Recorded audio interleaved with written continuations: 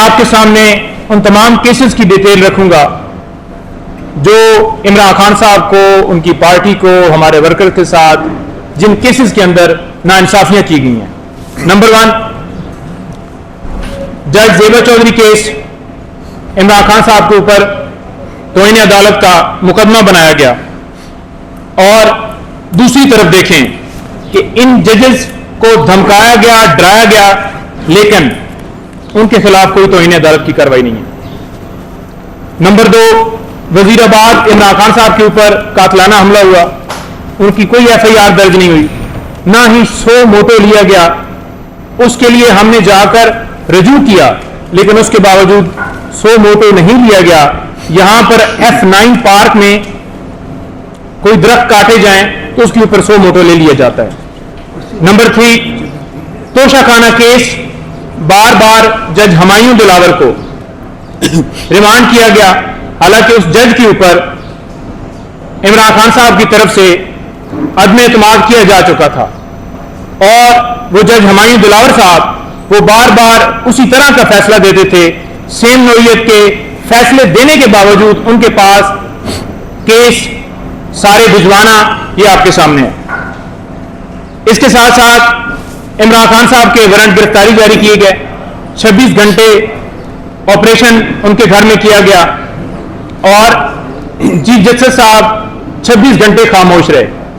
हुमायूं दिलावर साहब ने भी जैसे हुक्म जारी किया गया, जैसे वारंट निकाले गए, उनके ऊपर इसी तरह का प्रेशर सेम जैसे चीफ साहब के ऊपर और नीचे तमाम अदालतों के ऊपर, ये सारा आपके सामने पिक्चर रख रहे हैं। उसके अलावा 28 मार्च जुडिशल कम्प्लेक्स इमरान खान साहब की पेशी के ऊपर, खान साहब के ऊपर, तमाम वर्कर्स के ऊपर, खान साहब के ऊपर हमला हुआ और तमाम वर्कर्स के ऊपर लाठी चार्ज किया गया। और बजाय ये कि जिन्होंने हमला किया उनके खिलाफ कार्रवाई होती, उल्टा इमरान खान साहब और तमाम पाकिस्तान तहरीक इंसाफ के कारकुनों के ऊपर मुकदमे बना दिए गए, इस पर भी खामोशी रखी गई।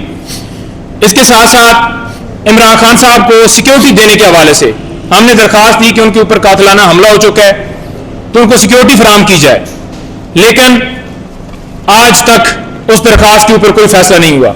इमरान खान साहब अपनी सिक्योरिटी में अदालतों में पेश होते हैं। इसके साथ साथ 9 मई को बायोमेट्रिक कमरे में जाने के लिए खान साहब को मजबूर किया गया। हम बार बार कहते रहे कि उनकी टांग शदीद जख्मी है, उनके ऊपर कातलाना हमला हुआ है, लेकिन जानबूझकर उधर भिजवाया गया क्योंकि वहां पर रेंजर से यह अगवा करवाना था। रात को 10 बजे खान साहब की गिरफ्तारी को लीगल करार दे दिया गया और यह कहा गया कि हम इसके ऊपर इंक्वायरी बना रहे हैं। आज किधर है वो इंक्वायरी किधर हो रही है, उसको खत्म कर दिया गया। इसके बाद तोशाखाना केस में व्हाट्सएप के जरिए ये, क्योंकि इधर ऑर्डर हुआ है और उधर खान साहब के घर हमला हो गया, जैसे दरवाजे तोड़कर खान साहब के घर में दाखिल हुए, साबका खातून अव्वल बुशरा बीबी साहबा से बदतमीजी की, खान साहब से बदतमीजी की गई और खान साहब को वहां से अगवा करके अटक जेल में ले गए। किस कानून के तहत ले गए? क्यों उसके ऊपर चीफ साहब खामोश रहे? क्यों उसके ऊपर चीफ जस्टिस ऑफ पाकिस्तान खामोश रहे? इसके साथ साथ जो तोशाखाना केस के अंदर सजाएं हैं, उस सजा को मुअत्तल करने के लिए जो दरखास्त थी वो 26 दिन के बाद सजा उनकी मुअत्तल हुई।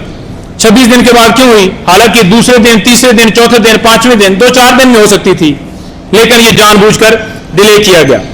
उसके बाद साइफर केस को लटकाया गया, फिर फैसला महफूज कर लिया गया और फैसला महफूज करने के बाद खान साहब की जो दरखास्त थी जमानत की, वो जमानत की दरखास्त खारिज कर दी गई।